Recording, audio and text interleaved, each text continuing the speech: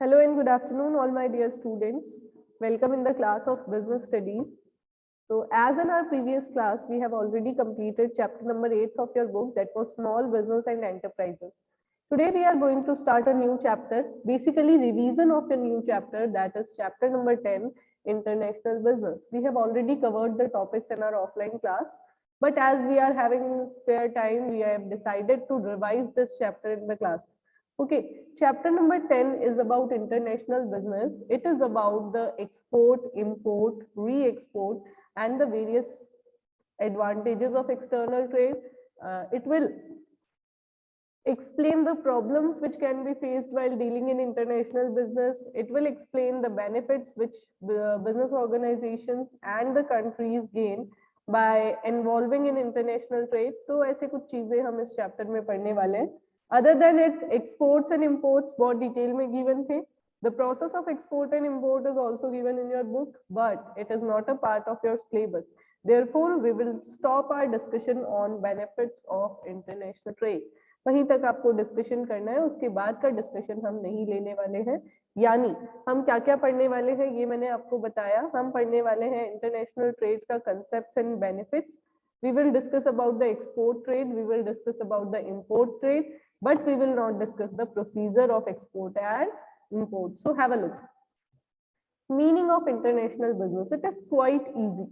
International business means buying and selling of goods and services internationally. Internationally means beyond the geographical limits of our nation.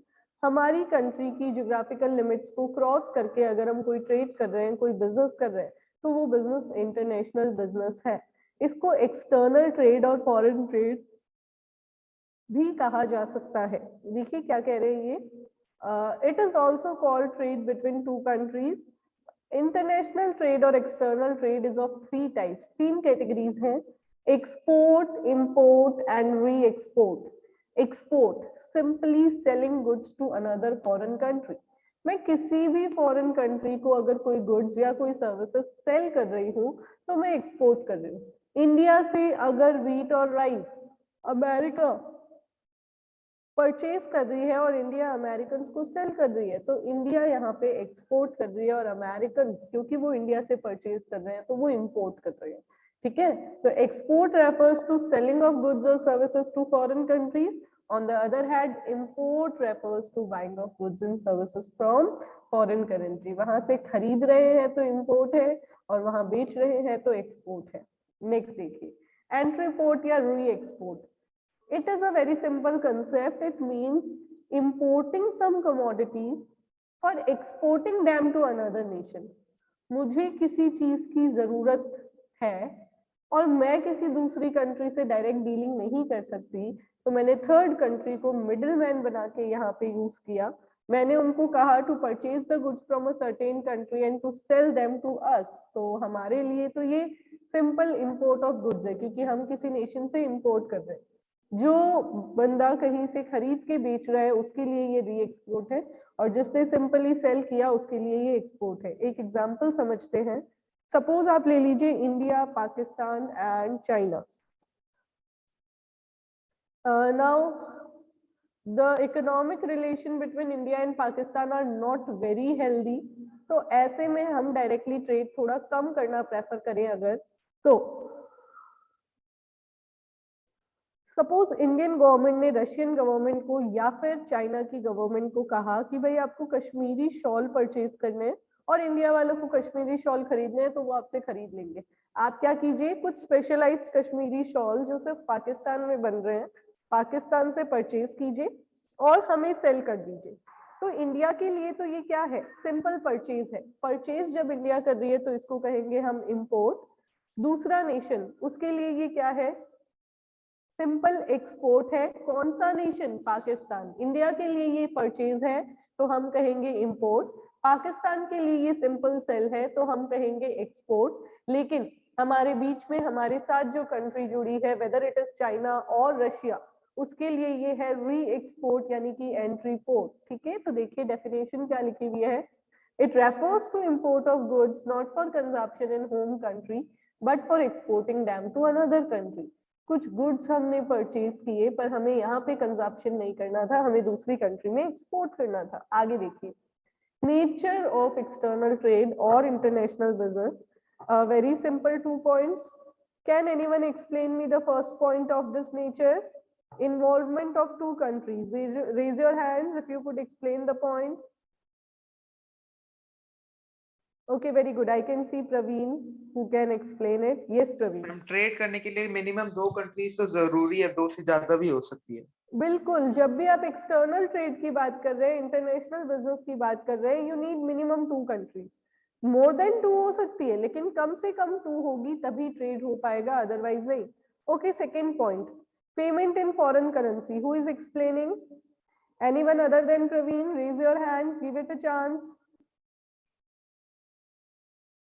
Okay, very good. Hardik Gupta will explain. Yes, Hardik. Good afternoon, ma'am. Very good afternoon. You need to explain the second point. Yes, sorry, ma'am. This point, beta, payment in foreign currency. Foreign Yes. currency. Ma'am, जिस भी country के person से या particular किसी इंसान से आप deal कर रहे हो या ट्रेड कर रहे हो, मैम उसकी करेंसी में पेमेंट करना पड़ेगा।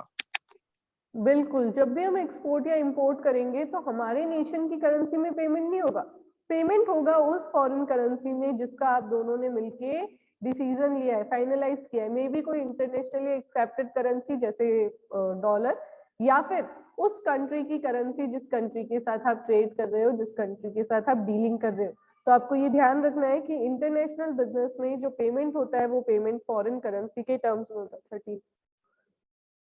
आगे देखिए, ये 2 पॉइंट सिंपल से हमने पढ़ लिए। Now we have to discuss the problems of international business. कुछ प्रॉब्लम्स आती है जब हम इंटरनेशनल बिजनेस कर रहे होते हैं। What are the problems? Let's have a look. Number 1, legal procedure. बहुत सारे लेंदी लीगल प्रोसीजर्स इन्वॉल्व है इंटरनेशनल बिजनेस के लिए। ऐसा नहीं है कि जितना इंटरनल ट्रेड में आपको काम करना है उतने से इंटरनेशनल ट्रेड हो जाएगा, बिल्कुल भी नहीं। You have to follow a lengthy complicated procedure. आपको गवर्नमेंट की परमिशन लेनी पड़ेगी, कुछ केस में आपको लाइसेंस लेना पड़ेगा, कुछ डॉक्यूमेंट्स फिल करने पड़ेंगे, कस्टम क्लियरेंस करवाना पड़ेगा, रुपी को फॉरेन करेंसी में कन्वर्ट करवाना पड़ेगा, तब जाके कहीं आप इंटरनेशनल बिजनेस कर पाएंगे। तो इंटरनेशनल बिजनेस करना आसान काम नहीं है, कॉम्प्लिकेटेड टास्क है, और इस कॉम्प्लिकेटेड टास्क को करने में बहुत ज्यादा टाइम लग जाता है। तो देखिए क्या लिखा हुआ है, import and export of goods involves a lengthy and complicated procedure. Prior permission of government has to be obtained before exporting or importing of goods and services. Government की परमिशन लेनी पड़ेगी, और इसके अलावा one has to fill many documents, बहुत सारे documents fill करने पड़ेंगे, गेट कस्टम क्लियरेंस करवाना पड़ेगा, रुपी को कन्वर्ट करवाना पड़ेगा फॉरेन करेंसी में, शिप बुकिंग करवानी पड़ेगी, और ये सारे काम क्या रहेंगे? टाइम कंज्यूमिंग रहेंगे। इन सभी कामों में आपको बहुत सारा टाइम लग जाता है।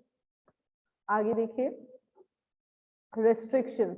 International business is not free from restrictions. बहुत सारी रेस्ट्रिक्शंस होती है। जितना इंटरनल ट्रेड फ्री होता है उतना इंटरनेशनल ट्रेड फ्री नहीं होता है। यहाँ पे आपको लाइसेंस लेने पड़ेंगे, यहाँ पे आपको गवर्नमेंट के रूल्स फॉलो करने पड़ेंगे। तो देखिए क्या कह रहे हैं ये आपके लिए, the international business is not as free as internal trade. In case of several items export import licence has to be obtain. हमेशा कंपल्सरी नहीं है, बट कुछ आइटम्स के केस में हमें ये लाइसेंस ऑब्टेन करना पड़ता है। Many restrictions are imposed by government on export and import of certain items. बहुत सारी restrictions सरकार लगाती है on export and import of various commodities. ठीक है, आगे देखिए, हाई रिस्क काफी ज्यादा है। क्यों ज्यादा है? एक तो लॉन्ग डिस्टेंस होने की वजह से गुड्स के डैमेज का डर है, ट्रांजिट में यानी ऑन द वे हमारे गुड्स जो है वो डैमेज हो सकते हैं, प्लस करेंसी कन्वर्जन रेट बदलती रहती है। जिस रेट में आप अपनी करेंसी को फॉरेन करेंसी में कन्वर्ट करवाते हैं वो कन्वर्जन रेट बदलती रहती है, तो उसकी सडन चेंज होने की वजह से भी आपको नुकसान हो सकता है, उस रेट के फ्लक्चुएट होने की वजह से भी आप सफर कर सकते हैं। तो देखिए क्या लिखा हुआ है, the risk involved in international business is much higher than in internal trade. Due to long distances there is risk of damage of goods in transit. सबसे पहला रिस्क तो है रास्ते में गुड्स का डैमेज हो जाना। ट्रांजिट यानी रास्ते में, ऑन द वे जब गुड्स जा रहे हैं, ट्रांसपोर्टेशन का जो ड्यूरेशन है उस टाइम पे गुड्स का डैमेज हो जाना। इसके अलावा देखिए, there is also the risk of fluctuation in currency conversion rate. आपकी करेंसी को फॉरेन करेंसी में कन्वर्ट करवाने की जो रेट है, जिस रेट पे आप डॉलर परचेज करेंगे, वो रेट भी फ्लक्चुएट होती है, तो भी रिस्क है। And the exporter must take marine insurance policy before sending the goods through ship. अगर आप शिप से गुड्स को सेल कर रहे हैं, मूव करवा रहे हैं एक जगह से दूसरी जगह, तो आपको मरीन इंश्योरेंस जो वाटर पैरल से रिलेटेड होता है जरूर ले लेना चाहिए। थम्स अप देके बताइए, क्या आपको चैप्टर 4 में जो आपने मरीन इंश्योरेंस पढ़ा था वो याद है? Chapter 4 life insurance, fire insurance and marine insurance. चलिए, गुड। Next, different languages.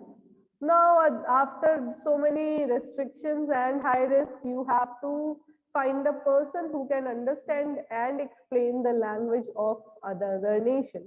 आप किसी भी नेशन के साथ डीलिंग कर रहे हैं तो उस नेशन की भाषा समझने वाला एक इंसान आपको चाहिए होगा, जो उस नेशन की लैंग्वेज को समझ सके और उसको आपके लिए ट्रांसलेट कर सके। जो भी मैसेजेस है, इंफॉर्मेशन है, प्राइस कोटेशन है, what ever the thing is, वो समझ सके और वो आपको समझा सके, ऐसा एक इंसान आपको चाहिए होगा। तो देखिए क्या लिखा हुआ है, different languages are spoken and written in different countries. Traders must appoint someone who can read and understand the foreign language to read the price list, terms and conditions of trade, etc. अलग अलग languages अलग अलग nation में बोली और समझी जाती है, तो ऐसे में ट्रेडर के लिए ये जरूरी है कि वो ऐसे किसी बंदे को अपॉइंट करे जो फॉरेन लैंग्वेज समझ भी सके और आपको समझा भी सके। आगे बढ़ते हैं, अरेंजमेंट ऑफ फॉरेन करेंसी। अब एक और प्रॉब्लम है कि मुझे मेरे रुपी को फॉरेन करेंसी में कन्वर्ट करवाना पड़ेगा, तभी तो मैं इंपोर्ट कर पाऊंगी। तो ये कह रहे हैं जो भी परचेजर है पेमेंट करने के लिए, उसके लिए ये जरूरी हो जाएगा कि वो अपनी करेंसी को फॉरेन करेंसी में कन्वर्ट करवाए, और ये कन्वर्जन भी एक लेंदी प्रोसीजर रहता है, ये कन्वर्जन भी उतना आसान नहीं होता है। तो देखिए, we have discussed 5 problems of international trade. क्या क्या प्रॉब्लम्स है? नंबर 1, लेंदी लीगल प्रोसीजर है, बहुत लेंदी प्रोसेस है जो आपको फॉलो करना पड़ेगा। नंबर 2, बहुत सारी रिस्ट्रिक्शंस है जो एक्सपोर्ट इंपोर्ट पे लगती है। नंबर 3, रिस्क काफी ज्यादा है, रिस्क फ्री बिजनेस नहीं है ये। नंबर 4, लैंग्वेजेस अलग अलग है, किसकी? बायर्स और सेलर्स की, डीलर्स की, ट्रेडर्स की। And the last one is you need to arrange foreign currency if you are purchasing some goods from foreign country. Import कर रहे हैं तो फॉरेन करेंसी अरेंज करनी पड़ेगी, एक्सपोर्ट के टाइम पे कन्वर्ट करवाना पड़ेगा लास्ट में अपनी करेंसी को फॉरेन करेंसी में, राइट? अब देखिए, सॉरी उल्टा बोल दिया, फॉरेन करेंसी को हमारी करेंसी में एक्सपोर्ट के टाइम पे। नेक्स्ट देखिए, the difference between internal trade and external trade. Internal trade और एक्सटर्नल ट्रेड में क्या डिफरेंस है समझते हैं। The first one is related with meaning. We already know the meaning. Internal trade is related with buying and selling of goods and services within the geographical limits of a country. मैं मेरी country के अंदर अंदर, मैं मेरी country की geographical limits के अंदर अंदर अगर गुड्स और सर्विसेज की बाइंग या सेलिंग करती हूँ तो मैं इंटरनल ट्रेड करती हूँ, और अगर मैं कंट्री की ज्योग्राफिकल बाउंड्रीज को क्रॉस करके बाइंग और सेलिंग करती हूँ तो मैं एक्सटर्नल ट्रेड कर रही हूँ। Next, countries involve. इंटरनल में कंट्री तो एक ही है, डीलर अलग अलग स्टेट के, अलग अलग लोकेलिटी के हो सकते हैं, कंट्री एक ही है। एक्सटर्नल में मिनिमम 2 कंट्रीज, कम से कम 2 देश होंगे तब जाके एक्सटर्नल ट्रेड होगा, वरना नहीं हो पाएगा। रिस्क किसमें हाई रहेगी? ऑब्वियसली एक्सटर्नल ट्रेड में। क्यों? क्योंकि रास्ता लंबा है, रास्ता लंबा है और प्लस फॉरेन करेंसी को चेंज भी करवाना पड़ता है, ऐसी बहुत सारी रिस्क है। इंटरनल में उतना रिस्क नहीं है, less degree of risk is involved here. Currency used, internal में होम करेंसी से सारा काम हो जाएगा, इंडियन रुपी से सारा काम हो जाएगा, लेकिन एक्सटर्नल ट्रेड में इंडियन रुपी से काम नहीं होगा, फॉरेन करेंसी के थ्रू पेमेंट करनी पड़ेगी आपको। आगे आ जाइए, प्रोसीजर, कोई लॉन्ग प्रोसीजर या फॉर्मेलिटीज नहीं है इंटरनल ट्रेड को शुरू करने की, बट एक्सटर्नल ट्रेड अगर आप करना चाहते हैं तो लेंदी लीगल प्रोसीजर है, उसको फॉलो करेंगे, बहुत सारी फॉर्मेलिटीज है वो कंप्लीट करेंगे और उसके बाद ही क्या करेंगे? ट्रेड कर पाएंगे। तो देखिए क्या लिखा हुआ है, no long process of formalities have to be completed before starting internal trade, whereas long procedure and many formalities have to be completed before starting international trade. Mode of payment. Generally in international trade, the payment is made by cash or check, while on the other hand, in external trade, the payment is made through bill of exchange or through bank. Direct cash payment तो होता ही नहीं, ठीक है। Legal rules and regulation, internal में आपकी country के rules, national rules and regulation, और international में इंटरनेशनल रूल्स एंड रेगुलेशन। आपकी कंट्री के तो रूल लगेंगे, फॉरेन कंट्रीज के भी तो रूल लगेंगे जिन जिनके साथ डीलिंग कर रहे हैं। Second last mode of transport, third last है sorry, internal trade uses roadways, railways as a medium of mode of transport, while in case of external trade, generally air transport and water transport are preferred. Generally, compulsion नहीं है, ठीक है। Generally air transport या water transport prefer किया जाता है क्योंकि वो थोड़ा सा easy हो जाता है comparatively. Cost involved, operating cost यानी business को run करने का खर्चा internal में कम है और external में ज्यादा है। इंटरनल ट्रेड में मुझे फॉर्मेलिटीज नहीं करनी फॉरेन मार्केट से रिलेटेड, लेकिन एक्सटर्नल में करनी पड़ेगी। लेंदी लीगल प्रोसीजर फॉलो करना पड़ेगा, बहुत सारे डॉक्यूमेंट्स रेडी करवाने पड़ेंगे और इन सब में खर्चा लगेगा। The last one, effect on foreign exchange reserve. Internal trade का आपकी कंट्री के फॉरेक्स रिजर्व पे कोई इम्पैक्ट नहीं पड़ेगा, जितना पहले था उतनी ही फॉरेन करेंसी अब रहेगी, उससे ज्यादा कोई भी फर्क नहीं होगा। लेकिन एक्सटर्नल ट्रेड, एक्सपोर्ट करो चाहे इंपोर्ट, आपके फॉरेन करेंसी के रिजर्व में एक बार चेंज आएगा। आपके फॉरेन करेंसी के रिजर्व या तो इंक्रीज होंगे या डिक्रीज होंगे।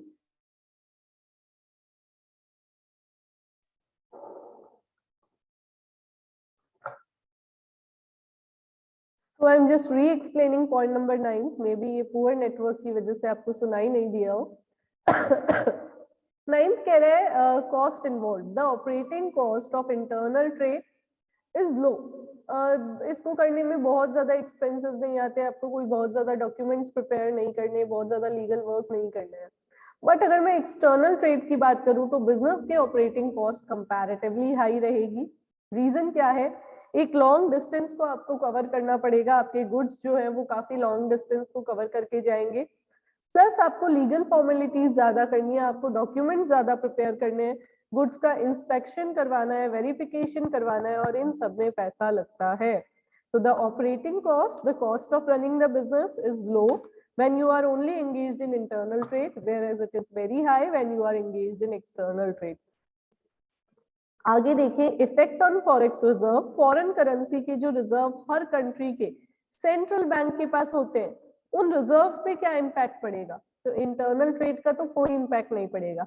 इंडिया के अंदर अंदर ही डीलिंग हो गई तो गांधी जी में ही पेमेंट रिसीव हो जाएगा, सारा लेन देन इंडियन रुपी में ही हो जाएगा। जब इंडियन रुपी में ही हो जाएगा तो कोई इम्पैक्ट नहीं पड़ेगा।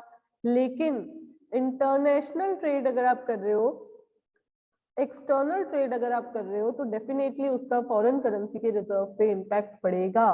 क्यों पड़ेगा? क्योंकि या तो हम उसमें से पैसा विड्रॉ करेंगे इंपोर्ट करते टाइम, या हम उसमें डिपॉजिट करवाएंगे अगर हमने एक्सपोर्ट किया है तो, राइट। तो एक्सटर्नल ट्रेड का इम्पैक्ट पड़ेगा और इंटरनल का नहीं पड़ेगा। एक और छोटा सा पॉइंट आप ऐड कर सकते हैं इजी रखने के लिए स्टडी को। अनदर नेम, इंटरनल ट्रेड को होम ट्रेड भी कहा जाता है, डोमेस्टिक ट्रेड भी कहा जाता है। Internal trade is also known age home trade और डोमेस्टिक ट्रेड। हेडिंग क्या बनेगी? बेसिस ऑफ डिस्टिंक्शन क्या बनेगा? Another name. और एक्सटर्नल ट्रेड का दूसरा नाम है इंटरनेशनल ट्रेड और इंटरनेशनल बिजनेस। फॉरेन ट्रेड भी कह सकते हैं, इंटरनेशनल ट्रेड और फॉरेन ट्रेड। बस हमने कंप्लीट कर लिया है डिफरेंस। अब आगे का जो पोर्शन है रीजंस फॉर इंटरनेशनल बिजनेस, ये हम करेंगे नेक्स्ट क्लास में। हम पढ़ेंगे क्यों हम इंटरनेशनल बिजनेस करते हैं, what are the reasons behind international business, ये सारा नेक्स्ट क्लास में पढ़ेंगे। Till that have a nice day, enjoy yourself.